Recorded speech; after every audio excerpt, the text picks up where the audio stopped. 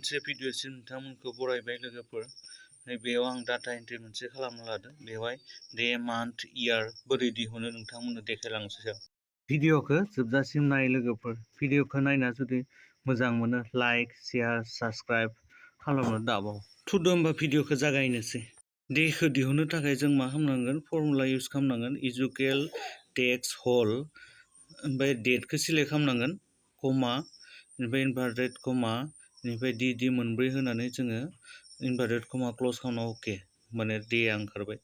बेनि उनाव जोङो मान्थखौ दिहुननो थाखाय मा खालामनांगोन, इजुकेल टेक्स होल, बेनिफ्राय मा होनो डेटखौ सिलेक्ट खालामनांबाय, कमा, इनभार्टेड कमा, ओमफ्राय मोनब्रै, बेनि उनाव ब्रेकेट क्लज खालामनानै इन्टार।